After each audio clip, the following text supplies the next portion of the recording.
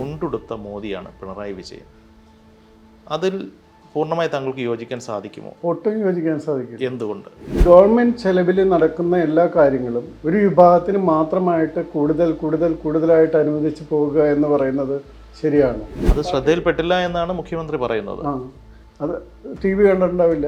സുഡാപ്പികൾ CPM പിടിച്ചടക്കി എന്ന് പറയുന്നതായിരിക്കും ശരിയായിട്ട് നമ്മൾ കാണേണ്ടി വരിക. പലയിടത്തും കോൺഗ്രസ് മുക്ത ഭാരതമോ അല്ലെങ്കിൽ കോൺഗ്രസ് മുക്ത കേരളമോ അല്ല ലക്ഷ്യം വയ്ക്കേണ്ടത്. സ്വന്തം വളർച്ചയാണ്. CPM BJP അല്ല. ശ്രീ പിണറായി വിജയനും BJP തമ്മിൽ ഏതെങ്കിലും അന്തർധാര ഉണ്ടോ എന്ന് ചോദിച്ചാൽ ചില കാര്യങ്ങളിൽ അദ്ദേഹത്തിനെതിരെ ഒന്നും കണ്ടെത്താനാകില്ല അല്ലെങ്കിൽ കണ്ടെത്തില്ല എന്നാണോ അങ്ങ് വിശ്വസിക്കുന്നത്?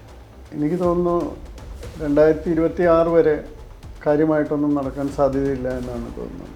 അത് കഴിഞ്ഞ് പ്രതീക്ഷിക്കാം.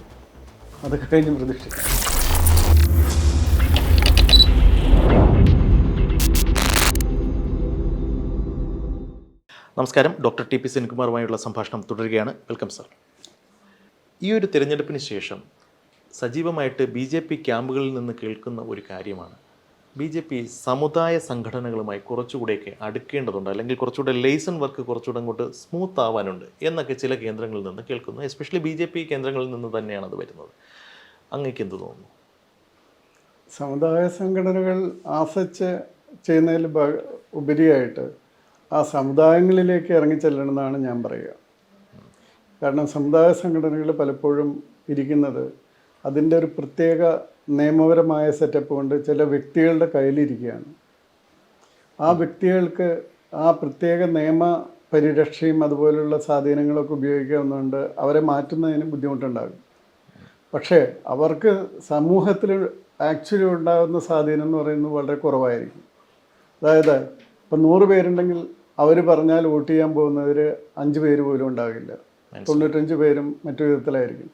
അപ്പോൾ ചെയ്യേണ്ടത് അവരെ പിടിക്കലോ ആ സമുദായ സംഘടനയെ പിടിക്കലോ അല്ല, ഈ 95 പേരെ ബാക്കി എങ്ങനെ സ്വാധീനിക്കാൻ സാധിക്കുമെന്ന് നോക്കലാണ് വേണ്ടത്. അപ്പോൾ അവരെ സ്വാധീനിക്കാനാണ് ശ്രമിക്കേണ്ടത്. അതായത് സമുദായ സംഘടനാ നേതാക്കന്മാരെ ഫോക്കസ് ചെയ്യാതെ സമുദായത്തിലേക്ക് ഇറങ്ങി ചെല്ലുക, അവർക്ക് വേണ്ടി പ്രവർത്തിക്കുക. അതെ. ഈ തെരഞ്ഞെടുപ്പിലൊരു വൈരുദ്ധ്യം, ഈ തെരഞ്ഞെടുപ്പിന് ശേഷം കാണുന്ന അവലോകനങ്ങൾ, ഇതെല്ലാം സബ്ജക്റ്റീവ് മാറ്റേഴ്സ് ആണ്, പക്ഷേ അതൊക്കെ അങ്ങനെ തന്നെ ആവണമെന്നൊന്നുമില്ല. പക്ഷേ ഒരു പ്രധാനപ്പെട്ട ഒരു വൈരുദ്ധ്യം, അതായത് ഈ സാമുദായിക നേതാക്കന്മാരുമായി ബന്ധപ്പെട്ടിട്ടുള്ള ഒരു കാര്യമായതുകൊണ്ടാണ് സാന്ദർഭികമായിട്ട് ഞാനൊന്ന് പറയുകയാണ്. CPM കേന്ദ്രങ്ങൾ വിലയിരുത്തുന്നു SNDP ഉൾപ്പെടെയുള്ള സമുദായ സംഘടനകളുടെ നിലപാട് പൊതുവെ BJPക്ക് അനുകൂലമായിരുന്നു, അതുകൊണ്ട് വലിയൊരു വിഭാഗം വോട്ട് അങ്ങോട്ട് പോയി. അതേസമയം BJP ക്യാമ്പിലുള്ളവർ വിലയിരുത്തുന്നത് SNDPയെ കൂടെ നിർത്താൻ സാധിച്ചില്ല. ഇതിലേത് വിശ്വസിക്കും? ഇതിൽ രണ്ടിലും ശരിയുണ്ട്, തെറ്റുമുണ്ട്. എങ്ങനെയാണ്? കാരണം എന്ന് വെച്ചാൽ SNDP എന്ന് പറയുന്ന വിഭാഗത്തിൻ്റെ നേതാക്കന്മാർ പറഞ്ഞാൽ വോട്ട് ചെയ്യുന്ന ഒരു വിഭാഗമല്ല SNDPയുടെ ഈ പറയുന്ന സമുദായത്തിലുള്ളവർ. അപ്പോൾ അതുകൊണ്ട് ആ സംഘടനയെ അടുപ്പിച്ച് നിർത്തിയെന്ന് പറഞ്ഞാൽ, സംഘടനയെ നിർത്തുക എന്ന് പറഞ്ഞാൽ സംഘടനയുടെ നേതാക്കളെ നിർത്തുക എന്നല്ലേ ഉദ്ദേശിക്കുന്നുള്ളൂ. അപ്പോൾ അവർ പറയുന്ന പോലെയല്ല വോട്ട് പോകുന്നത്. ഇപ്പോഴും അതെ, പണ്ടും അതെ. അത് ഞാൻ നേരത്തെ പറഞ്ഞില്ലേ, ഇപ്പോൾ നമ്മളൊരു മുസ്ലിം വോട്ട് പോകുന്നത് പോലെ ഒരു SNDPയുടെ വോട്ട് ഒരുമിച്ചെടുക്കാനായിട്ട് സാധിക്കില്ല അത്. കാരണം അത് നവോത്ഥാനത്തിൻ്റെ ഒക്കെ പല ഘട്ടങ്ങൾ കഴിഞ്ഞ് വന്നിരിക്കുന്നതുകൊണ്ട് അതിൽ തന്നെ ഡിവിഷൻസ് ഉണ്ടാകും, അങ്ങനെയൊക്കെ ഉണ്ടാകും. പക്ഷേ ഈ പറയുന്നത് പോലെ, നേരത്തെ ഞാൻ പറഞ്ഞതുപോലെ സമുദായ സംഘടനകളിലേക്ക് ഇറങ്ങിച്ചെല്ലുക, അങ്ങനെ ചെയ്യുകയാണെങ്കിൽ സമുദായ സംഘടനകളിലേക്ക്, സമുദായ അംഗങ്ങളിലേക്ക് ഇറങ്ങിച്ചെല്ലുക, അവരുമായിട്ട് ബന്ധം സ്ഥാപിക്കുക, അങ്ങനെയൊക്കെ ചെയ്യുകയാണെങ്കിൽ തീർച്ചയായിട്ടും. ഇപ്പോൾ എനിക്ക് പത്തനംതിട്ടയിൽ ഞാൻ ഈയിടെ ഒരു സ്ഥലത്ത് പോയിരുന്നു. അപ്പോൾ അവിടെ ഇതുപോലെ ഒരു സമ്മേളനം, എല്ലാവരും കൂടി, എല്ലാ ഹൈന്ദവ വിഭാഗങ്ങളും കൂടിയിട്ടുള്ളൊരു സമ്മേളനമാണ്. അപ്പോൾ അവരവിടെ നടത്തുന്നു. അതിൽ ഈ പറയുന്ന ഇഷ്യൂസ് എല്ലാം ചർച്ച ചെയ്യുന്നു. അവരുടെ ജനറലായിട്ട് വരുന്ന എല്ലാ ഇഷ്യൂസും ചർച്ച ചെയ്യുന്നു. അത് ഭയങ്കര ഒരു വ്യത്യാസം ഉണ്ടാകും. അപ്പോൾ അതൊരു ക്ഷേത്രത്തിൻ്റെ ബേസിലാണ്, ഒരു പ്രൈവറ്റ് ക്ഷേത്രമാണ്, പക്ഷെ അതിൻ്റെ ബേസിലാണ് ചെയ്യുന്നത്. അപ്പോൾ CPM ശ്രമിക്കുന്നതെന്ന് വെച്ചാൽ ക്ഷേത്രങ്ങളൊന്നും ഈ രീതിയിൽ ഉപയോഗിക്കപ്പെടാതിരിക്കാനായിട്ട് ഭയങ്കരമായിട്ട് ശ്രദ്ധിക്കുന്നുണ്ട്. അതേസമയം മോസ്കുകളോ പള്ളികളോ ഇത് വിധത്തിൽ ഉപയോഗിക്കാതിരിക്കാനായിട്ട് അവർക്കൊന്നും ചെയ്യാനും പറ്റില്ല. എന്തുകൊണ്ട് പറ്റില്ല? അവരെങ്ങനെയാണ് ഇടപെടുക? മോസ്കിൽ CPM എങ്ങനെ, ഏത് രീതിയിൽ ഇടപെടും?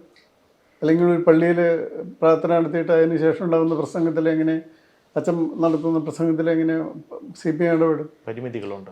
ആ സമയത്ത് ഒരു ക്ഷേത്രത്തിലെ ഒരു ചെറിയ ഹാളുണ്ടാക്കുകയും ആ ഹാളിൽ ഈ പറയുന്ന ആൾക്കാർ കൂടി നിന്നിട്ട് അതിന് അവിടെ പൊതുവായിട്ട് ഉള്ള കാര്യങ്ങൾ പ്രസംഗിക്കുകയും ചെയ്യുന്ന ഒരു സംവിധാനം ഉണ്ടാവുകയാണെങ്കിൽ ഇതിനേക്കാളും ഭയങ്കര ഇമ്പാക്റ്റ് ആയിരിക്കും. ഇപ്പം ഞാനീ പറഞ്ഞ സംവിധാനം നിങ്ങൾ പറഞ്ഞത് മനസ്സിലായി. പക്ഷേ അത് എത്രത്തോളം ടെക്നിക്കലി പോസിബിൾ ആണ്? ഇപ്പോൾ വെള്ളിയാഴ്ച എന്നൊരു ദിവസം ഉണ്ടെങ്കിൽ ഇസ്ലാം മത വിശ്വാസികൾ പള്ളിയിൽ ഉറപ്പായിട്ടും ജുമ നിസ്കരിക്കാനായിട്ട് എത്തും. ക്രിസ്ത്യാനികൾ അതുപോലെ തന്നെ ഞായറാഴ്ച കുർബാന, അത്തരം ചടങ്ങുകൾ അവരൊരിക്കലും മുടക്കാറില്ല. ഹിന്ദുക്കളെ സംബന്ധിച്ചിടത്തോളം അവർ ഒരിക്കലും മതത്തിൻ്റെ ക്ലച്ചസിൽ തളച്ചിട്ടപ്പെട്ട ഒരു വിഭാഗമല്ല. അവരെ സംഘടിതമായി എങ്ങനെ കിട്ടും എന്നുള്ളതാണ് അവിടെ ഒരു ചോദ്യം. അതാണ് പറയുന്നത്.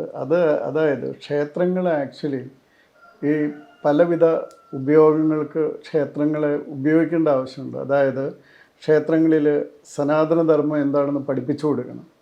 ഈ ഫ്രീക്വൻ്റ്ലി ആസ്ഡ് ക്വസ്റ്റ്യൻസ് ഉണ്ട്, കുട്ടികളോടും അങ്ങനെയുള്ളവരോടൊക്കെ ചോദിക്കുന്നത്, നിങ്ങൾ ശിവൻ്റെ ലിംഗം എന്താണ്, അതിനെപ്പറ്റിയുള്ളത്, അതുപോലെ ഗണപതിയുടെ തല എന്താണ് ആനയുടെ ഇരിക്കുന്നത്, അതുപോലെ എന്താണ് നിങ്ങളിങ്ങനെ വിഗ്രഹങ്ങൾ ആരാധിക്കുന്നത്, ഇതിനെപ്പോലെയുള്ള കുറേ ക്വസ്റ്റ്യൻസ് ഒക്കെ ഉണ്ട്. അപ്പോൾ ഇതിനെല്ലാം ഉത്തരങ്ങളുള്ളതാണ്. ഇതെല്ലാം കുട്ടികൾക്ക് പക്ഷേ അറിയില്ല. കാരണം മിക്കവാറും വീടുകളിൽ ഇതൊന്നും പഠിപ്പിച്ചു കൊടുക്കുന്നില്ല, വേറെ ഒരു വിദ്യാഭ്യാസ സ്ഥാപനത്തിൽ ഇതെ പറ്റി പറയുന്നില്ല. അപ്പോൾ ഇത് എവിടെയാണ് പഠിപ്പിച്ചു കൊടുക്കാൻ പറ്റിയ സ്ഥലം? മതവിദ്യാഭ്യാസം വേണം എന്നാണ് പറയുന്നത്. അല്ല, ഇതേപ്പറ്റി എന്താണെന്നുള്ളത് മതവിദ്യാഭ്യാസത്തിനേക്കാൾ കൂടുതലായിട്ട് സ്വന്തം ധർമ്മത്തെക്കുറിച്ചുള്ള ഒരു അറിവ് അത് പഠിപ്പിച്ചു കൊടുക്കാനായിട്ട് ഒരു സ്ഥലം വേണം. അപ്പോൾ ആ സ്ഥലത്തിന് ഏറ്റവും പറ്റിയ സ്ഥലം അത് ഒരു ക്ഷേത്രം തന്നെയാണ്. മനസ്സിലായി. അപ്പോൾ ആ ക്ഷേത്രത്തിൽ ഇപ്പോൾ ക്ഷേത്രങ്ങളോടനുബന്ധിച്ച് ഒരു ചെറിയ ഹാള് മാത്രം ഉണ്ടാവുകയാണെങ്കിൽ ഈ വരുന്ന എല്ലാവരും അല്ല, താല്പര്യമുള്ളവർ വന്നാൽ മതി. അപ്പോൾ ഞാനൊക്കെ അവിടെ പറയുന്നത് എന്താണെന്ന് വെച്ചാൽ, അത്തരം ക്ഷേത്രങ്ങളിലെ ഈ ചെറിയ ഹാളുകളിൽ നടത്താവുന്ന മറ്റൊരു കാര്യമാണ് ജനങ്ങൾക്ക് ജീവനോപാധിക്ക് ആവശ്യമായിട്ടുള്ള കാര്യങ്ങൾ കൂടി പഠിപ്പിച്ചു കൊടുക്കുക. അന്ന് ഞാൻ നേരത്തെ പറഞ്ഞു, ഈ സെൻട്രൽ ഗവൺമെൻറ്റിൻ്റെ സ്കീംസ്, ആ സ്കീംസിനെ പറ്റി എക്സ്പേർട്സിനെ കൊണ്ടുവന്ന് ക്ലാസ് എടുത്ത് കൊടുക്കുക. അതുപോലെ സ്ത്രീകൾക്കടക്കമുള്ള ആൾക്കാർക്ക് സ്വയം തൊഴിൽ പരിശീലനം കൊടുക്കുക, സ്വയം തൊഴിലിനുള്ള കാര്യങ്ങൾ അവിടെ തന്നെ ലഭ്യമാക്കി കൊടുക്കുക. ഇത് പൊളിറ്റിക്കലായിട്ടുള്ള കാര്യങ്ങളല്ലേ സർ? ഇത് നമുക്ക് അമ്പലം അല്ല ഇത്ര. അപ്പോൾ അങ്ങനെ വരുന്ന സമയത്ത് തീർച്ചയായിട്ടും അവിടെ ജനങ്ങൾ വരും. എവിടെയാണ് ജനങ്ങൾ വരിക? കാര്യങ്ങൾ പറയുന്നിടത്ത്, ജീവിതത്തിൽ പ്രയോജനമുള്ള കാര്യങ്ങൾ പറയുന്നിടത്ത് ജനങ്ങൾ സ്വാഭാവികമായിട്ട് എത്തും. അപ്പോൾ അത് ജീവിതത്തിൽ പ്രയോജനമുള്ള ഒരു സ്ഥലമാണ് ഇതെന്നും കൂടി. അതായത് ആത്മീയ ജീവിതത്തിന് മാത്രമല്ല, ഭൗതിക ജീവിതത്തിന് കൂടി പ്രയോജനമുള്ള ഒരു സ്ഥലമാണ് ഇതെന്ന് കാണിച്ചു കൊടുക്കുക. ആ രീതിയിൽ മാറ്റിയെടുക്കും. മനസ്സിലായി. ഇപ്പോൾ ഈ ഒരു തിരഞ്ഞെടുപ്പ് റിസൾട്ടിന് ശേഷമൊക്കെ നേരത്തെ തന്നെ ഉണ്ട്, പക്ഷേ കഴിഞ്ഞ കുറച്ച് നാളുകളായി എന്ന് വേണമെങ്കിലും പറയാം, എസ്പെഷ്യലി ഈ തെരഞ്ഞെടുപ്പിന് ശേഷം സജീവമായി ഉയരുന്നൊരു വാദം, എസ്പെഷ്യലി BJP കേന്ദ്രങ്ങളിൽ നിന്ന്, ഹൈന്ദവ ഏകീകരണത്തിൻ്റെ സമയം അതിക്രമിച്ചു കഴിഞ്ഞിരിക്കുന്നു, ഇനിയും മാറി നിൽക്കാൻ സാധിക്കില്ല എന്നൊരു വാദം. നിലവിലെ സാഹചര്യത്തിൽ ഇപ്പോൾ രണ്ട് പ്രബല സമുദായങ്ങളെ തന്നെ നമുക്ക് പരിഗണനയ്ക്ക് എടുക്കാം, SNDP അല്ലെങ്കിൽ NSS. നിലവിലെ സാമൂഹിക സാഹചര്യത്തിൽ ഇവരെ എല്ലാം കൂടെ കൂട്ടിക്കെട്ടിക്കൊണ്ടുള്ളൊരു സംവിധാനം, ഒരു ഏകീകരണം എത്രത്തോളം പോസിബിളാണ്? അതുകൊണ്ടാണ് ഞാൻ നേരത്തെ ഇപ്പോഴും പറയുന്നത്. അതുകൊണ്ടാണ് അത് ആ സംഘടനാ സംവിധാനത്തിന് ഉപരിയായിട്ട് അതിലെ മനുഷ്യർ തമ്മിലുള്ള അത് വളരെ എളുപ്പമാണ്. അത് നമ്മൾ ഈ സംഘടനകൾ തമ്മിലാവുന്ന സമയത്താണ് ഇതിന് ബുദ്ധിമുട്ടുകൾ കൂടുതലുണ്ടാകുന്നത്. നേരിട്ട് ജനങ്ങളിലേക്ക് അങ്ങ് ഇറങ്ങുക. തിരഞ്ഞെടുപ്പിന് ശേഷം SNDP യോഗം ജനറൽ സെക്രട്ടറി ശ്രീ വെള്ളാപ്പള്ളി നടേശൻ പറഞ്ഞൊരു കാര്യമുണ്ട്, അല്ലെങ്കിൽ അദ്ദേഹം യോഗനാഥത്തിൽ ഒരു മുഖപ്രസംഗം എഴുതുകയുണ്ടായി. സംസ്ഥാന സർക്കാരിൻ്റെ അതിര് കവിഞ്ഞ ന്യൂനപക്ഷ പ്രീണനം, അത് വിമർശിച്ചുകൊണ്ടാണ് അദ്ദേഹം എഴുതിയത്. ഇത് എത്രത്തോളം ശരിയാണ്? അങ്ങയുടെ ഒരു വിലയിരുത്തൽ എന്താ? 100% ശരിയായിട്ടൊരു കാര്യമാണത്. അതിൽ ഒരൊറ്റ കാര്യം മാത്രം നോക്കിയാൽ മതി. നമ്മൾ 1971 ഒരു ബേസ് ഇയർ ആയിട്ട് എടുക്കുക. 1971 പല കാര്യങ്ങളും കേരളത്തിലും ബാക്കി ഇന്ത്യയിൽ. 1971 ഇന്ത്യ പോപ്പുലേഷൻ ഗ്രോത്തിൽ ഇന്ത്യയിലെ ഏറ്റവും നമ്പർ 1 സംസ്ഥാനമായിരുന്നു കേരളം. 1971 ശേഷമാണ് പോപ്പുലേഷൻ കേരളത്തിൽ കുറയാൻ തുടങ്ങുന്നത്. 1971 മുസ്ലിം ലീഗ് കേരളത്തിലെ ഭരണത്തിൻ്റെ ഒരു പ്രധാന ഭാഗമായിട്ട് ഇടതായാലും വലുതായാലും മാറി വരുന്നത്. 1971 എയ്ഡഡ് സ്കൂളുകൾ ഓരോ വിഭാഗത്തിനും, അതായത് എത്ര ഉണ്ടായിരുന്നു നോക്കുക, അന്ന് എത്ര ഉണ്ടായിരുന്നു നോക്കുക. ഇപ്പോൾ 2024 എയ്ഡഡ് സ്കൂളുകൾ, എയ്ഡഡ് കോളേജുകൾ, എയ്ഡഡ് മറ്റ് സ്ഥാപനങ്ങൾ ഓരോ വിഭാഗത്തിനും എത്രയുണ്ടെന്ന് നോക്കുക. അതൊരൊറ്റ കാര്യം മാത്രം എടുത്താൽ അറിയാൻ പറ്റും എത്രമാത്രം വിവേചനപരമായിട്ടാണ്. ഇതെല്ലാം സർക്കാർ ഫണ്ടുകളാണ്. ഇപ്പോൾ ഒരു എയ്ഡഡ് സ്കൂളോ അല്ലെങ്കിൽ ഒരു എയ്ഡഡ് കോളേജ് എന്ന് പറഞ്ഞാൽ ശമ്പളം മുഴുവൻ കൊടുക്കുന്നത് സർക്കാരാണ്. പക്ഷെ അവിടെ പോസ്റ്റിംഗ് നടത്തുന്നത് അവരാണ്. അവരുടെ ആൾക്കാർക്ക് പോസ്റ്റിംഗ് കിട്ടുന്നു. അതുപോലെയുള്ള കംപ്ലീറ്റ് എല്ലാ കാര്യങ്ങളും കച്ചവടം. അത് കച്ചവടം അല്ലെങ്കിലും ജോലി കൊടുക്കുന്നത് ആർക്ക് ജോലി കിട്ടുന്നു എന്നുള്ളത് നോക്കണ്ടേ. അപ്പോൾ ആ ഒരൊറ്റ ക്രൈറ്റീരിയൻ മാത്രം എടുത്താൽ മതി. ബാക്കി ഒരു ക്രൈറ്റീരിയനും വേറെ ഇഷ്ടംപോലെ ക്രൈറ്റീരിയൻ ഉണ്ട്. അത് മാത്രം വെച്ചൊന്ന് നോക്കുക. 71 ശേഷം ഈ 2024 വരെയുള്ള ഏകദേശം 51 വർഷം, ഈ 51 വർഷം കൊണ്ട് ആർക്കെല്ലാമാണ് ഏറ്റവും വലിയ വ്യത്യാസങ്ങൾ വന്നത്? 71 നിന്ന് ആർക്ക് ഏതെല്ലാം കൂടുതൽ കിട്ടി? 71 ഉണ്ടായിരുന്നതിൻ്റെ എത്ര വ്യത്യാസം ഓരോ വിഭാഗത്തിനും വന്നിട്ടുണ്ടെന്ന് നോക്കുക.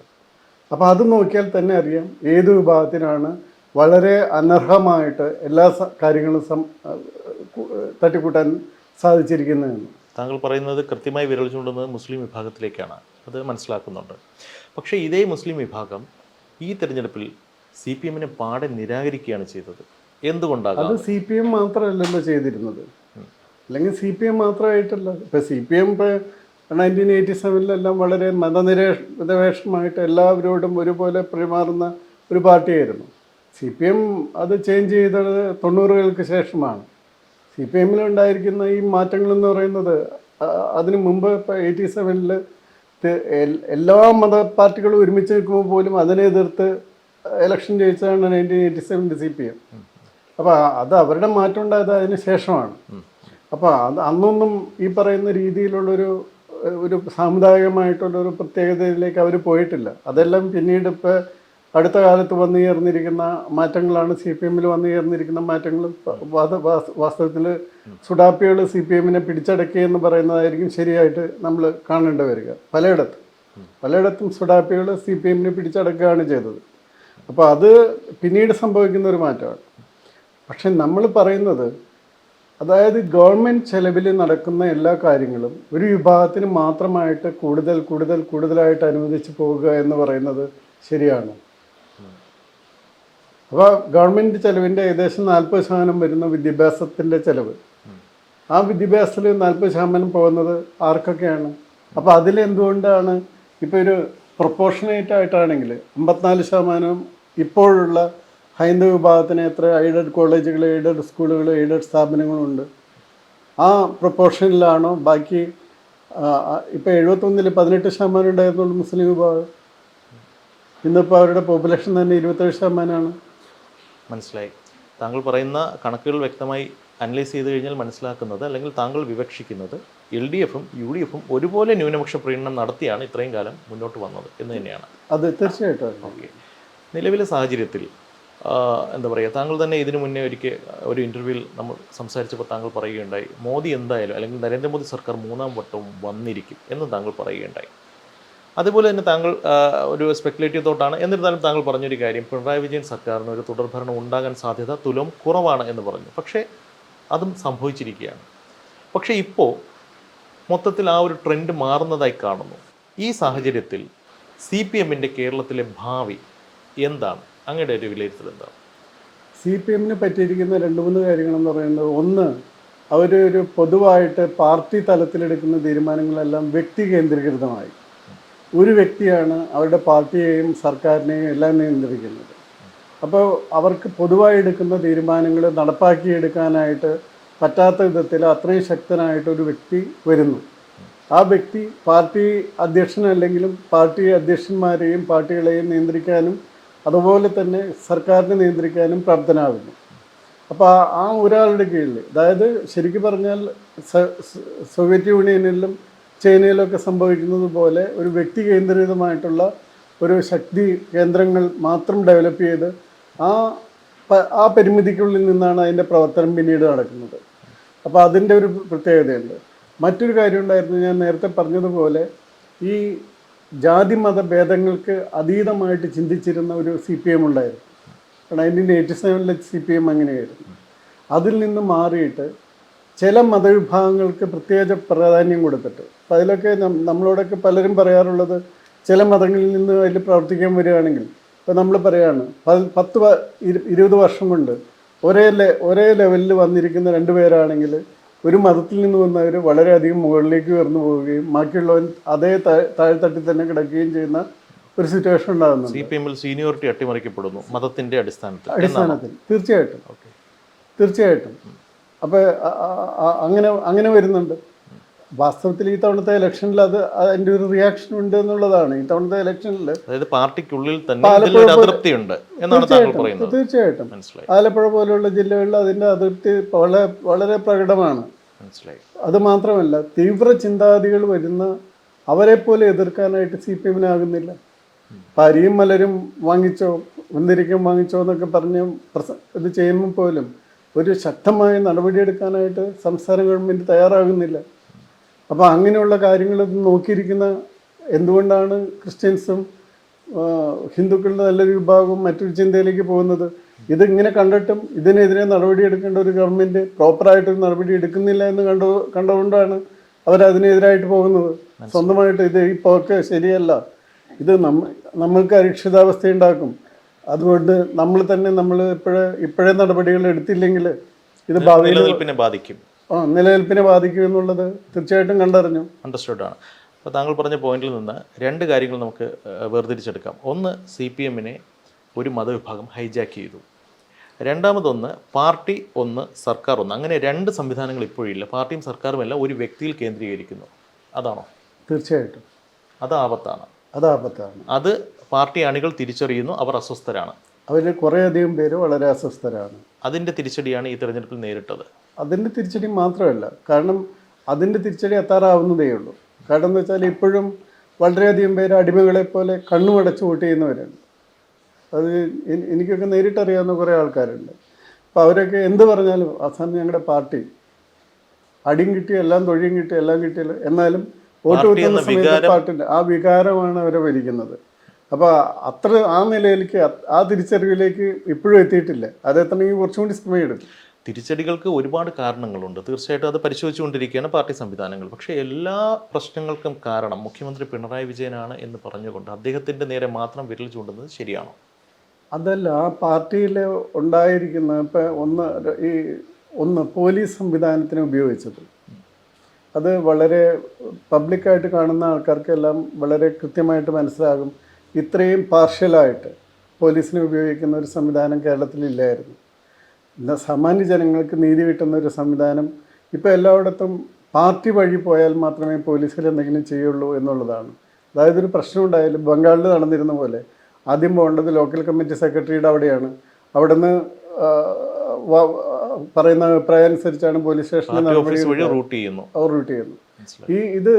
ഇത് കാര്യമായിട്ട് സാമാന്യ ജനങ്ങളെ ഇത് പോലീസുമായിട്ട് ബന്ധപ്പെടാനിടയായിട്ടുള്ള ജനങ്ങളെല്ലാം അസ്വസ്ഥരാക്കുന്ന ഒരു കണ്ടീഷനാണ്. നീതിന്യായം എന്ന് പറയുന്നത് പലപ്പോഴും നമ്മൾ കോടതികളൊക്കെ ഉണ്ടെങ്കിൽ പോലും വളരെയധികം പേർക്ക് നീതി പെട്ടെന്ന് ലഭിക്കുന്ന ഒരു സ്ഥലം എന്ന് പറയുന്നത് പോലീസ് സ്റ്റേഷനാണ്. അപ്പോൾ ആ പോലീസ് സ്റ്റേഷൻ ഹൈജാക്ക് ചെയ്യപ്പെട്ടു. ആ പോലീസ് സ്റ്റേഷൻ ഒരു പാർട്ടിയുടെ മാത്രം അവർ മാത്രം കൊണ്ടുപോകുന്ന നിലയിലേക്കായി. നീതി എന്ന് പറയുന്നതല്ല, ആ നീതിയെല്ലാം അട്ടിമറിക്കപ്പെടുകയാണ് എന്നുള്ളൊരു അനുഭവം ഉണ്ടായി. അതൊന്ന്. പിന്നെ അടുത്തത്, ഇതിലിപ്പോൾ ഒരാളെ മാത്രം കുറ്റപ്പെടുത്താൻ പറ്റുമെന്ന് ചോദിച്ചാൽ ശരിക്കും പറഞ്ഞാൽ കുറ്റപ്പെടുത്താൻ പറ്റില്ല. കാരണം എന്ന് വെച്ചാൽ എന്തിനാണ് മറ്റ് സംവിധാനങ്ങൾ ഇരിക്കുന്നത്? ഇപ്പോൾ VS അച്യുതാനന്ദനും ഒരു മുഖ്യമന്ത്രിയായിരുന്നല്ലോ. VS അച്യുതാനന്ദന് ഇതുപോലെ ഭരിക്കാൻ സാധിച്ചില്ലല്ലോ. അന്ന് എന്തുകൊണ്ട് പാർട്ടി സംവിധാനം അങ്ങനെ പ്രവർത്തിച്ചു? അപ്പോൾ തീർച്ചയായിട്ടും പാർട്ടി സംവിധാനം വിചാരിക്കുകയാണെങ്കിൽ അന്ന് പാർട്ടിയും സർക്കാരും രണ്ടായി തന്നെ നിലകൊണ്ടു. പക്ഷേ ഇപ്പോൾ അത് രണ്ടും ഒന്നാണ്, അല്ലെങ്കിൽ ഒരു വ്യക്തിയാണ് എന്നുള്ളതാണ് ഇവിടുത്തെ ഒരു വിഷയമായി പലരും ഉന്നയിക്കുന്നത്. അതാണ് ഞാൻ പറഞ്ഞത്. അതുകൊണ്ട് ഈ പാർട്ടി സംവിധാനത്തിന് അതിനുപരിയായിട്ട് വളരാൻ സാധിക്കും എന്നുള്ളതാണല്ലോ അത് കാണിക്കുന്നത്. അങ്ങനെ വളരേണ്ടിയിരിക്കുന്നു. താങ്കൾ നേരത്തെ പറഞ്ഞ കാര്യം, പോലീസുമായി ബന്ധപ്പെട്ട ഒരു പരാമർശം ഉണ്ടായി. ശരിക്കും ഈ പോലീസുകാരുടെ ഭാഗത്തു നിന്നും ചില ഗുരുതരമായ വീഴ്ചകൾ, അതിൽ സർക്കാരിനെ ഞാൻ ന്യായീകരിക്കാതിരിക്കുകയോ ചെയ്യുന്നതല്ല. പോലീസ് അമിതാവേശം ചിലയിടങ്ങളിലെങ്കിലും കാണിക്കുന്നത് ജനങ്ങൾക്ക് തിരിച്ചടിയല്ലേ? ഒരു ഉദാഹരണത്തിന്, മുഖ്യമന്ത്രിക്കെതിരെ കുറേയധികം യൂത്ത് കോൺഗ്രസ് പ്രവർത്തകർ കരിങ്കൊടി കാണിക്കുന്നു, ABVP-ക്കാർ കരിങ്കൊടി കാണിക്കുന്നു. അവരെയൊക്കെ പോലീസുകാർ തല്ലുന്നു എന്നുള്ളത് ഒരു ഭാഗം, പാർട്ടിക്കാർ കൈകാര്യം ചെയ്യുന്നു എന്നുള്ളത് മറുഭാഗം. ഇവിടെ പോലീസ് നിഷ്ക്രിയമായി നിൽക്കുന്നത് ബോധപൂർവമായ ഒരു വീഴ്ച, അല്ലെങ്കിൽ രാജാവിനേക്കാൾ വലിയൊരു രാജഭക്തി ചിലർ കാണിക്കുന്നതല്ലേ? പ്രത്യേകിച്ചും അത് IPS ഉദ്യോഗസ്ഥന്മാരാണെന്നാണ് ഞാൻ പറയാം കൂടുതൽ. ആ കാണിക്കുന്നതിൽ തന്നെ കൂടുതലുള്ളത് സാധാരണ പോലീസുകാരല്ല. അവർ പലരും നീതി നടപ്പാക്കണം എന്നുള്ളവരാണ്. പക്ഷെ അവരെ പോലും അത് ചെയ്യാൻ സമ്മതിക്കാത്ത വിധത്തിൽ കുറേയധികം IPS ഉദ്യോഗസ്ഥന്മാർ കൂടുതൽ രാജഭക്തി കാണിക്കുന്നു എന്നുള്ളതാണ്. അത് സർക്കാരിനെ പ്രതിരോധത്തിലാക്കുന്നു അല്ലെങ്കിൽ പ്രതിസന്ധിയിലാക്കുന്നു. ഇന്ന് ലോങ് റണ്ണിൽ അത് സർക്കാരിന് തിരിച്ചടിയായിട്ടേ വരുള്ളൂ. മുഖ്യമന്ത്രി ശൈലി മാറ്റണം, ഈ ഒരു ആവശ്യം അവിടെ ഇവിടെ നിന്ന് കേൾക്കുന്നുണ്ട്. ചില ജില്ലാ കമ്മിറ്റികളുടെയൊക്കെ റിപ്പോർട്ടുകൾ വരുന്നതേ ഉള്ളൂ. അദ്ദേഹം മാറുമോ ഇല്ലയോ എന്നുള്ളത് അറിയില്ല. അങ്ങേക്ക് എന്ത് തോന്നുന്നു? മുഖ്യമന്ത്രി കുറേ കാര്യങ്ങൾ മാറ്റേണ്ടതാണ്. ഒന്നാമത്തേൽ അദ്ദേഹത്തിന് ഒന്ന് ആക്സസിബിലിറ്റി. കാരണം ഉമ്മൻചാണ്ടി സാറിൻ്റെ അടുത്തൊക്കെ ഉണ്ടായിരുന്ന ആക്സസിബിലിറ്റി കണ്ടു വളർന്നവരാണ് കേരളത്തിലെ ജനങ്ങൾ. എപ്പോൾ വേണമെങ്കിലും കയറി ചെല്ലാം, ഏത് സമയത്തും പോവാം, യാതൊരു നിയന്ത്രണങ്ങളും ഇല്ല. പക്ഷെ അന്ന് കുറച്ച് കൂടുതൽ ലിബറലായി പോയി, അങ്ങനെ ഒരു വിഷയം ഉണ്ടായിരുന്നല്ലോ. കൂടുതൽ ലിബറൽ ആകാന്ന് വെച്ചാൽ അതിൽ ചില അബദ്ധങ്ങൾ പറ്റിയെന്നുള്ളതാണ്. അതിന് ചോദ്യം ഇങ്ങനെയാണ്, അതായത് ഒരു 100 ആൾക്കാർ വരുന്ന സമയത്ത് അതിൽ 2-3 പേര് കള്ളന്മാരുണ്ടാകാം എന്ന് വിചാരിച്ചിട്ട് ബാക്കി 97 പേരെയും നമ്മൾ അവഗണിക്കേണ്ട ആവശ്യമില്ല എന്നുള്ളതാണ്. അപ്പോൾ വാസ്തവത്തിൽ അത്രയും ഒരു ഫ്രീഡം കണ്ടു പഠിച്ച കേരളം വളരെ റെസ്ട്രിക്റ്റഡ് ആയിട്ടുള്ള ഒരു ആക്സസിബിലിറ്റി ഉള്ള ഒരു മുഖ്യമന്ത്രിയാണ് കാണുന്നത്. അതൊരു കാര്യമാണ്. അപ്പോൾ ജനങ്ങളിൽ നിന്ന് മുഖ്യമന്ത്രി ഒരുപാട് അകലുന്നു. ഒരുപാട് അദ്ദേഹത്തിന് അകറ്റാനായിട്ട് പോലീസും ശ്രമിക്കുന്നു. അപ്പോൾ ഈ പറയുന്ന രീതിയിലുള്ള സെക്യൂരിറ്റി, ഇത്രയധികം വാഹനങ്ങളും ബാക്കിയെല്ലാം കൂടി എനിക്ക് തോന്നുന്നില്ല ഏതെങ്കിലും മുഖ്യമന്ത്രി പറഞ്ഞിട്ടാണ് ഇത് ചെയ്യുന്നതെന്ന്. പക്ഷേ സാർ, അതിൽ വേറൊരു കാര്യം, ഇപ്പോൾ താങ്കൾ പറഞ്ഞ IPS ഉദ്യോഗസ്ഥർ രാജാവിനേക്കാൾ വലിയ രാജഭക്തി കാണിക്കുന്ന കാര്യം പറയുന്നു. പക്ഷേ നമ്മൾ വീഡിയോയിലൊക്കെ ശ്രദ്ധിച്ചാൽ അറിയാം, മുഖ്യമന്ത്രിയുടെ വാഹന വ്യൂഹം കടന്നു വരുന്നു. റോഡിൻ്റെ ഒരു ഭാഗത്ത് നിന്ന് പ്രതിഷേധിക്കുന്നു, ഏത് പാർട്ടിക്കാരോ ആയിക്കൊള്ളട്ടെ. ഈ പുറകെ ഫ്രണ്ടേ പൈലറ്റ് വരുന്ന ഇന്നോവ കാർ നേരെ പ്രതിഷേധക്കാരെ പേടിപ്പിക്കാൻ എന്നുള്ള അവരെ തൊട്ടില്ല എന്ന് പറഞ്ഞ് കടന്നു പോവുകയാണ്. ഒരു ഫ്രാക്ഷൻ ഓഫ് എ സെക്കൻഡ് ചെറുതായിട്ടൊന്ന് സ്ലിപ്പായാൽ, ഒരു കയ്യബദ്ധം പറ്റിയാൽ എത്രയോ ജീവനുകൾ കയറി ഇറങ്ങുമാക്കാം. അത്രയും ഭീകരമായ അവസ്ഥയിൽ കാർ ഓടിക്കുന്നു. ഇത് പോലീസുകാരുടെ വീഴ്ചയാണോ അതോ ഇത് രണ്ടുമുണ്ട്. ഇതിൽ ഈ വീഡിയോ കാണുന്ന, ഇതെല്ലാം TV-യിൽ കാണുന്ന ഈ സീനിയർ ഓഫീസർമാരുണ്ടല്ലോ, അവരെന്തുകൊണ്ട് നിർദ്ദേശം കൊടുക്കുന്നില്ല ഇത് സംഭവിക്കരുതെന്ന്? ചെയ്യേണ്ടവർ ചെയ്യേണ്ട കാര്യം ചെയ്യുന്നില്ല. TV-യിൽ ഇതെല്ലാം കാണുന്ന ആൾക്കാർക്ക് അറിഞ്ഞൂടെ? അപ്പോൾ അവരെന്തുകൊണ്ട് നിർദ്ദേശം കൊടുക്കുന്നില്ല? പക്ഷേ എന്താ പറയുക, ഇത് പോലീസിന്റെ ഉന്നത തലങ്ങളിലുള്ള വീഴ്ചയായിട്ട് താങ്കൾ പറയുന്നു. എന്നാൽ താഴെത്തട്ടിലുള്ളവർ പൂർണ്ണമായി ക്ലീൻ സേഫ് ആണെന്ന് പറയാൻ പറ്റില്ല. തീർച്ചയായിട്ടും പറ്റില്ല. കാരണം അതിലൊരു ഫ്രാക്ഷനൊക്കെ ഉണ്ട്. ഇവിടെ ഒരു പ്രശ്നം എന്ന് വെച്ചാൽ ഏത് സംവിധാനം ഉണ്ടായാലും അതിലൊരു പാർട്ടി ഫാക്ഷൻ ഉണ്ടാക്കാൻ ശ്രമിക്കുന്ന ഒരു വിഭാഗമാണ് CPM. ഇനിയിപ്പോൾ എനിക്ക് തോന്നുന്നത് LKG കുട്ടികളുടെ ഒരു സംവിധാനം ഉണ്ടായാലും LKG കുട്ടികളുടെ ഇടയിൽ ഒരു പാർട്ടി ഫാക്ഷൻ ഉണ്ടാക്കാനായിട്ട് ശ്രമിക്കുന്ന ഒരു വിഭാഗമാണ് CPM എന്ന് പറയുന്നത്. അപ്പോൾ ഈ പാർട്ടി ഫാക്ഷൻ വർക്ക് ചെയ്യുന്ന ഒരു വിഭാഗമാണ് പോലീസും.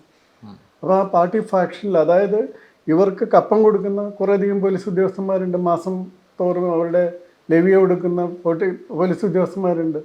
അപ്പോൾ അവർക്ക് ആരോടാണ് ലോയൽറ്റി? നിയമത്തിനോടാണോ, ഭരണഘടനയോടാണോ, അല്ലെങ്കിൽ പാർട്ടിയോടാണോ? അതുകൊണ്ടായിരിക്കും ഈ മുഖ്യമന്ത്രിയുടെ വാഹന വ്യൂഹം കടന്നു പോയതിനു ശേഷം വന്നൊരു പ്രതിഷേധക്കാരനെ തല്ലുന്നത്. അതെ, ഇതൊക്കെ നടക്കുന്നത് അത് ശ്രദ്ധയിൽപ്പെട്ടില്ല എന്നാണ് മുഖ്യമന്ത്രി പറയുന്നത്. അത് TV കണ്ടിട്ടുണ്ടാവില്ല അല്ലേ? അന്ന് ആ നേരത്തെ കാണാൻ വഴിയില്ല. പക്ഷെ അതിന് ശേഷം TV-യിൽ കാണുന്നുണ്ടല്ലോ. പക്ഷെ കണ്ടിട്ടും ഇവരെല്ലാം കാണേണ്ട കാര്യം കണ്ടില്ല എന്ന് നടിക്കുകയാണ്. കഴിഞ്ഞ ദിവസം ചന്ദ്രിക ദിനപത്രം മുസ്ലിം ലീഗിൻ്റെ മുഖപത്രമാണ്. അതിലൊരു പരാമർശം കണ്ടായിരുന്നു. പിണറായി വിജയൻ, നേരത്തെയുള്ള പരാമർശമാണ്, അവരിപ്പോൾ ആധികാരികമായിട്ട് ഇപ്പോഴത്തെ ഒരു കോണ്ടക്ച്വലി അവരെടുത്ത് ഉപയോഗിച്ചതാണ്. മുണ്ടുടുത്ത മോദിയാണ് പിണറായി വിജയൻ. അതിൽ പൂർണ്ണമായി താങ്കൾക്ക് യോജിക്കാൻ സാധിക്കുമോ? ഒട്ടും യോജിക്കാൻ സാധിക്കും. എന്തുകൊണ്ട്? അതായത് മോഡിയുടെ യാതൊരു പ്രവർത്തന ശൈലിയും പിണറായി വിജയൻ കാണിക്കുന്നില്ല. ഏകാധിപതി എന്നാണ് രണ്ടുപേരെയും വിശേഷിപ്പിക്കുന്നത്. അത് അവർക്ക് നോക്കൂ, ഇപ്പോൾ അവരുടെ ഒബ്ജക്റ്റീവിനനുസരിച്ച് ഇന്ത്യൻ സമൂഹത്തിനെ നിയന്ത്രിക്കാൻ സാധിക്കുന്നില്ലെങ്കിൽ അവരെല്ലാം അവർക്കെതിരാണ്. അതായത് ഇപ്പോൾ അവരെ സംബന്ധിച്ചിടത്തോളം ഒരു ഇസ്ലാമിക് സ്റ്റേറ്റിൻ്റെയോ അല്ലെങ്കിൽ ഒരു ഇസ്ലാമിക് തലത്തിലോ മാത്രമുള്ള ഒരു ഭരണഘടനയുടെ ഭാഗത്തിലേക്ക് മാത്രം പോകുന്ന ആളെയാണ് അവർക്ക് താല്പര്യം. കാരണം അന്നുണ്ടായിരുന്ന നിയമങ്ങളും, ഇപ്പോൾ 2011 വന്നിരുന്ന കമ്മ്യൂണൽ വയലൻസ് ബില്ലുണ്ട്, അതൊക്കെ കാണേണ്ടതാണ്. അതൊക്കെ നിയമമായിരുന്നെങ്കിൽ എന്തായിരുന്നു ഇവിടുത്തെ ഈ ഭൂരിപക്ഷം എന്ന് പറയുന്ന അവരുടെ സ്ഥിതി എന്നുള്ളതൊന്ന് ആലോചിച്ച് നോക്കേണ്ടതാണ്. അപ്പോൾ അങ്ങനെയുള്ള ഒരു സ്ഥിതിയിലിരുന്നാണ് അവർ മോഡിയെ കാണുന്നത്. അതല്ലാതെ ഇന്ത്യയിലെ ബഹുഭൂരിപക്ഷത്തിൻ്റെ ആൾക്കാരുടെയും ആസ്പിറേഷൻസും അത് എത്രമാത്രം നന്നായി നടക്കുന്നു, ഇന്ത്യ എത്രമാത്രം നന്നായി വരുന്നു, ഇന്ത്യയിൽ ഇപ്പം ഉണ്ടായിരുന്നു 2% UN ഈ പോവർട്ടിയുടെ ഇത് വെച്ചാൽ 2% ആൾക്കാർ മാത്രമാണ് ഇപ്പോൾ പോവർട്ടിയുടെ താഴെയുള്ളത് ഇന്ത്യയിൽ. അത്രയധികം വ്യത്യാസം കഴിഞ്ഞ 10 വർഷം കൊണ്ട് വന്നതായിട്ട് ഒരു സ്റ്റഡി പറയുന്നുണ്ട് ഇപ്പോൾ. അപ്പോൾ അത്തരം കാര്യങ്ങളെല്ലാം നടക്കുന്നു. അതുമാത്രമല്ല, ഇപ്പോൾ വീടുകൾ വെച്ചത് നോക്കുക. മോഡിയുടെ വീട് വയ്ക്കാനായിട്ടുള്ള ശ്രമത്തിൻ്റെ ഇടയിൽ നടന്ന ഏകദേശം 4 കോടിയോളം വീടുകൾ വന്നതിൽ 33% വീടുകൾ മുസ്ലിംസിനാണ് വന്നത്. ലാട്രിൻസിൻ്റെ 31% മുസ്ലിംസിനാണ് വന്നത്. ഇതുപോലെ നമ്മൾ ഇപ്പോൾ കേരളത്തിൽ തന്നെ ഉള്ള ഈ നമ്മുടെ കാർഷിക 6,000 രൂപ കൊടുക്കുന്ന പദ്ധതി ഉണ്ടല്ലോ, അതിൽ ബഹുഭൂരിപക്ഷം മുസ്ലിംസ് ആണ്. അപ്പോൾ ഗുണങ്ങൾ അവർക്ക് കിട്ടുന്നുണ്ട്. പക്ഷേ അവരെ സംബന്ധിച്ചിടത്തോളം ഗുണങ്ങളുണ്ടാകുന്നു അല്ലെങ്കിൽ ഒബ്ജക്റ്റീവായിട്ട് കാര്യങ്ങൾ ചെയ്യുന്നു എന്നുള്ളതല്ല പ്രശ്നം. അവർ ഒരു പച്ചക്കണ്ണുകൊണ്ട് മാത്രമാണ് എല്ലാവരും കാണുന്നത്, ആ ചന്ദ്രിക. അപ്പോൾ അതുകൊണ്ടാണ് മുണ്ടെടുത്ത മോഡി എന്ന് പറയുന്നത്. പക്ഷേ ലീഗിന് നമുക്ക് ഇപ്പോൾ താങ്കൾ SDP-യുടെ കാര്യം പറഞ്ഞത് നമുക്ക് മനസ്സിലാക്കാം. അവരൊരു കൃത്യമായൊരു താല്പര്യത്തോടു കൂടി അല്ലെങ്കിൽ ഒരു പൊളിറ്റിക്കൽ അജണ്ടയോട് കൂടി അവർ പോകുന്നു. പക്ഷേ ലീഗിനെ ആ കൂട്ടത്തിൽ കൂട്ടാൻ സാധിക്കുമോ? ഏകദേശം ആ കൂട്ടത്തിൽ തന്നെ കൂട്ടേണ്ടി വരും. അവരൊരു നിലനിൽപ്പിന്റെ രാഷ്ട്രീയം അല്ലെങ്കിൽ നിലനിൽക്കാൻ വേണ്ടിയിട്ടുള്ള ഒരു മതം പറയുന്നു എന്നുള്ളതിനപ്പുറത്തേക്ക് അവരൊരു തീവ്ര നിലപാടുള്ള സംഘടനയാണ്. അതിൽ പല നേതാക്കൾക്കും വളരെ തീവ്ര നിലപാടുണ്ട്.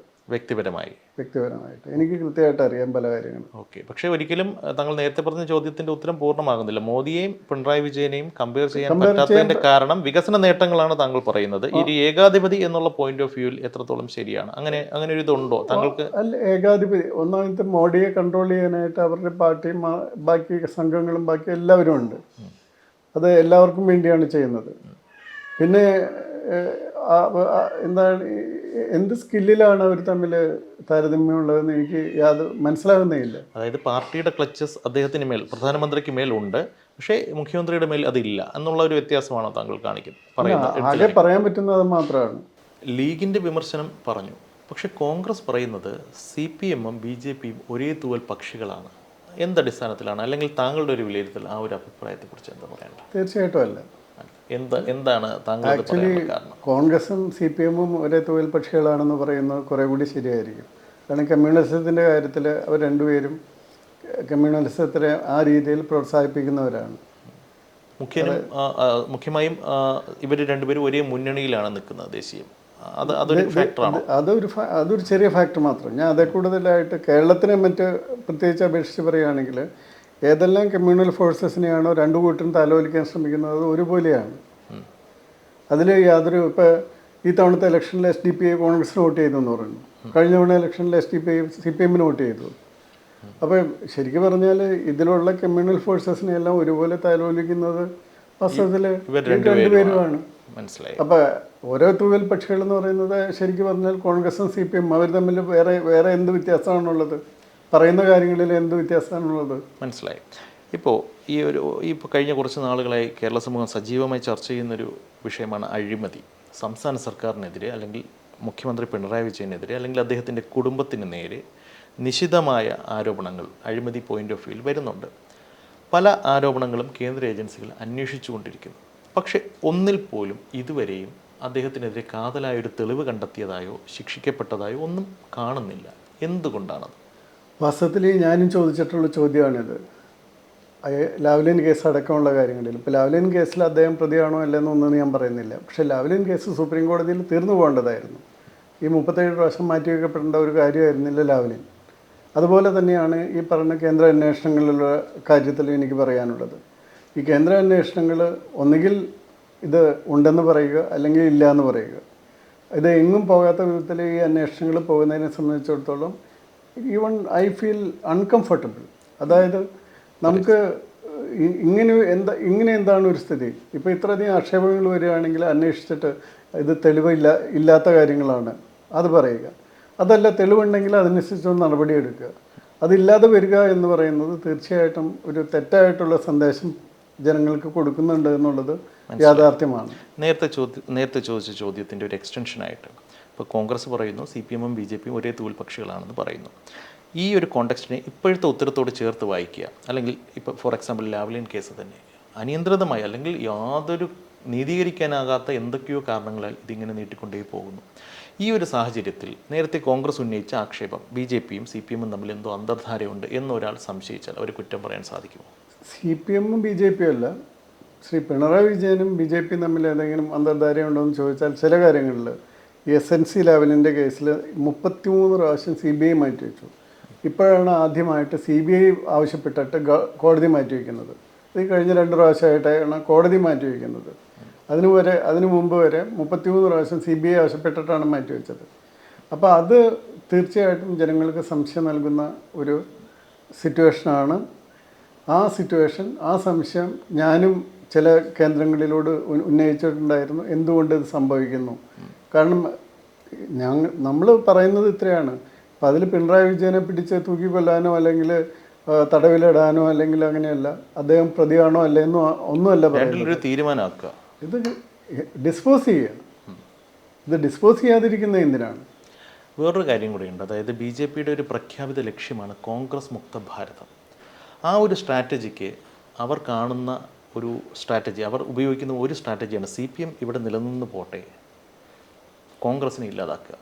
ഈ ഒരു സ്ട്രാറ്റജി ശരിക്കും പറഞ്ഞാൽ അങ്ങനെ ഏതെങ്കിലും ഒരു പ്രസ്ഥാനം ഏത് തന്നെ ആയിക്കൊള്ളട്ടെ, ഒരു പ്രസ്ഥാനത്തെ പാടെ ഇല്ലാതാക്കുക എന്ന് പറയുന്നത് ജനാധിപത്യ വിരുദ്ധമാണെന്നുള്ളതാണ് വ്യക്തിപരമായി എൻ്റെ ഒരു അഭിപ്രായം. ശരിക്കും ഈ ഒരു സ്ട്രാറ്റജിയുടെ ഭാഗമായിട്ട് CPMനെ വളരാൻ BJP തന്നെ വിടുകയാണ് എന്ന് പറഞ്ഞാൽ അങ്ങ് യോജിക്കുമോ വിയോജിക്കുമോ? എനിക്കതിൽ മുഴുവൻ വിയോജിക്കാൻ പറ്റില്ല. പക്ഷേ അതേസമയം തന്നെ എനിക്ക് ഒരു കാര്യം പറയാം. കോൺഗ്രസിനെ മുക്തമാക്കിയിട്ട് ഇപ്പോൾ കേരളത്തിൻ്റെ കാര്യത്തിലെടുത്താൽ, കോൺഗ്രസ് മുക്ത കേരളത്തിലേക്ക് CPMും BJPയും മാത്രമായിട്ട് 2 ഭാഗത്ത് വരുന്ന ഒരു സ്ഥിതിയിലേക്ക് എത്താനാണ് ശ്രമിക്കുന്നതെങ്കിൽ അത് ഒരിക്കലും നടക്കുന്ന ഒരു കാര്യമല്ല. രണ്ടാമത്തെ കാര്യം, അതുകൊണ്ട് ശരിക്കും പറഞ്ഞാൽ ഇപ്പോൾ ശബരിമല ഇഷ്യൂവിൽ പോലും കോൺഗ്രസ് ആയിരുന്നു ഭരിച്ചതെങ്കിൽ അന്ന് ആ ശബരിമല ഇഷ്യൂ ഉണ്ടായ സമയത്ത് തീർച്ചയായിട്ടും അന്ന് പിണറായി സർക്കാർ ചെയ്തിരുന്ന പോലെ നടപടികൾ എടുക്കില്ലായിരുന്നു.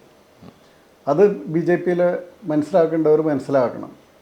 അതായത് അതുപോലെ ഇപ്പോഴും ക്ഷേത്രങ്ങളിൽ പലതും ചെഗുവേരയുടെയും ഇപ്പോൾ ഇവിടെ ഒരു ക്ഷേത്രത്തിൽ ഇലക്ഷൻ്റെ സമയത്താണ് പന്ന്യൻ രവീന്ദ്രൻ്റെ ആനയുടെ തിടമ്പിലേറ്റിരിക്കുന്ന പന്ന്യൻ രവീന്ദ്രൻ്റെ പടം ക്ഷേത്രത്തിൽ കൊണ്ടുവന്നിരിക്കുന്ന ആനയുടെ സംഘർഷമൊക്കെ ഉണ്ടായതായിട്ട് അല്ല, അത് അവിടെയാണ് നമ്മുടെ കുളത്തൂർ. അപ്പോൾ ഇത്തരം കാര്യങ്ങൾ നടക്കുന്നത് CPM ആയതുകൊണ്ട് മാത്രമാണ്. അതായത് ക്ഷേത്രങ്ങൾ മുഴുവൻ പിടിച്ചെടുക്കാനായിട്ട് CPM ശ്രമിക്കുന്നുണ്ട്. കോൺഗ്രസ് അങ്ങനെ ഒരു ശ്രമം നടത്തുന്ന പാർട്ടിയല്ല. അപ്പോൾ ഇതൊക്കെ ആക്ച്വലി BJP മനസ്സിലാക്കേണ്ട കുറേ കാര്യങ്ങളുണ്ട്. BJPയിലുള്ളവർ മനസ്സിലാക്കേണ്ട കുറേ കാര്യങ്ങളുണ്ട്. ഇത്തരം കാര്യങ്ങളനുസരിച്ച് വാസ്തവത്തിൽ ഒരു കോൺഗ്രസ് മുക്ത ഭാരതമോ അല്ലെങ്കിൽ കോൺഗ്രസ് മുക്ത കേരളമോ അല്ല ലക്ഷ്യം വയ്ക്കേണ്ടത്. സ്വന്തം വളർച്ചയാണ്.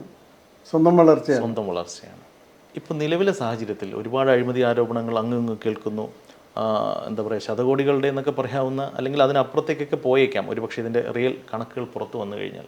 കുറേയധികം അഴിമതി കഥകൾ എവിടെയും കേൾക്കുന്നു. ഈ കേൾക്കുന്ന കഥകളിലൊക്കെ നീതി ലഭിക്കും അല്ലെങ്കിൽ അഴിമതിക്കാർ അഴിയണം എന്ന് പറയാൻ അല്ലെങ്കിൽ എന്ന് വിശ്വസിക്കാൻ നിലവിലെ സാഹചര്യത്തിൽ സാധിക്കുമോ? സാധിക്കില്ല. എന്തുകൊണ്ട്? കാരണം ഇതുവരെയുള്ള അന്വേഷണങ്ങൾ അത് രീതിയിലാണ് പോയിട്ടുള്ളത്. നമുക്ക് ഒരു വിശ്വാസം തരുന്ന ഒരു രീതിയിലുള്ള ഒരു അന്വേഷണം എവിടെയും സംസ്ഥാന തലത്തിലോ കേന്ദ്ര തലത്തിലോ നടന്നതായിട്ടോ നടക്കുന്നതായിട്ടോ നമുക്ക് മനസ്സിലാകുന്ന വിധത്തിലൊന്നും ഇല്ല എന്നുള്ളതൊരു വാസ്തവമാണ്. അതായത് നേരത്തെ ഞാൻ പറഞ്ഞതുപോലെ ഇത് ശരിയാണോ അല്ലെങ്കിൽ ശരിയല്ലേ എന്ന് പറയാനായിട്ടുള്ളൊരു, ഇപ്പോൾ EDയുടെ ഒക്കെ അന്വേഷണങ്ങൾക്ക് സമയമെടുക്കുന്നതാണ്, അത് മനസ്സിലാക്കാം. പക്ഷേ എത്ര സമയമെടുത്താലും അവർ ഈ പറയുന്ന കാര്യങ്ങൾ, ചില കാര്യങ്ങളെങ്കിലും ശരിയാണ് ശരിയല്ല എന്നുള്ളത് തീരുമാനിക്കാനായിട്ടൊരു സമയബന്ധിതമായിട്ടൊരു 3 കൊല്ലം 4 കൊല്ലം 5 കൊല്ലം എത്ര വർഷം വേണം? മുഖ്യമന്ത്രിക്കും കുടുംബത്തിനും എതിരെ ഇപ്പോൾ ഉയർന്നിരിക്കുന്ന ആരോപണങ്ങൾ അല്ലെങ്കിൽ ആക്ഷേപങ്ങൾ അല്ലെങ്കിൽ പരാതികൾ, ഇതിലൊന്നും അദ്ദേഹത്തിനെതിരെ ഒന്നും കണ്ടെത്താനാകില്ല അല്ലെങ്കിൽ കണ്ടെത്തില്ല എന്നാണോ അങ്ങ് വിശ്വസിക്കുന്നത്? എനിക്ക് തോന്നുന്നു 2026 വരെ കാര്യമായിട്ടൊന്നും നടക്കാൻ സാധ്യതയില്ല എന്നാണ് തോന്നുന്നത്. അത് കഴിഞ്ഞ് പ്രതീക്ഷിക്കാം. സബ്ജക്റ്റീവായ കാര്യമാണ്. സബ്ജക്റ്റീവാണ്. പക്ഷേ 2026 മന്ത്രിസഭ തീരും. ആ മന്ത്രിസഭ തീർന്നതിന് ശേഷം എന്തെങ്കിലും സംഭവിക്കുമെന്ന് കാത്തിരുന്ന് കാണാം. ഓക്കെ, അവസാനമായി ഒരു ചോദ്യം. ഇനിയിപ്പോൾ അങ്ങോട്ട് കാത്തിരിക്കുന്നത് ഉപതെരഞ്ഞെടുപ്പുകളുടെ നാളുകളാണ്. വയനാട് പാർലമെൻറ്റ് മണ്ഡലത്തിൽ തിരഞ്ഞെടുപ്പ് വരുന്നു. 2 നിയമസഭാ മണ്ഡലങ്ങളിൽ, പാലക്കാടും ചേലക്കരയും. അങ്ങയുടെ ഒരു വിലയിരുത്തൽ അത് പറഞ്ഞ് അവസാനിപ്പിക്കാം. അല്ല, വയനാട് ഈ പറയുന്നത് പോലെ തന്നെ UDF തന്നെ ജയിക്കും. അവിടെ യാതൊരു സംശയമില്ല. ചേലക്കരയിലെ പറയാൻ പറ്റില്ല. കാരണം ശ്രീ കെ രാധാകൃഷ്ണൻ അത്രയും വ്യക്തിപ്രഭാവം അവിടെ ഉണ്ടായിരുന്നു. നല്ലൊരു മനുഷ്യനാണ്. വളരെ നല്ലൊരു മനുഷ്യനാണ്. അപ്പോൾ അതില്ലാതെ വരുന്ന സമയത്ത് ഉണ്ടാകുന്ന പ്രതികരണങ്ങൾ എന്താണെന്ന് പറയാൻ പറ്റില്ല. പാലക്കാട് BJPക്ക് ശ്രമിച്ചാൽ ജയിക്കാവുന്ന സ്ഥലമാണ്.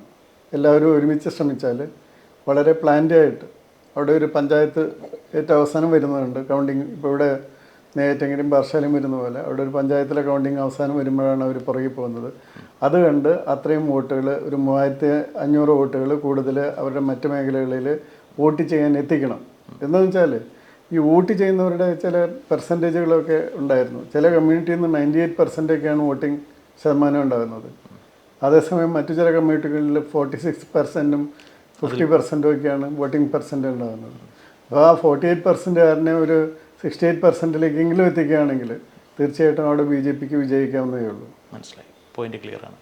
ഡോക്ടർ TP സെൻകുമാറുമായിട്ടുള്ള സംഭാഷണം ഇവിടെ അവസാനിക്കുന്നില്ല. മറ്റൊരു അധ്യായത്തിൽ കൂടുതൽ വിശേഷങ്ങളുമായി വീണ്ടും കാണാം. നന്ദി.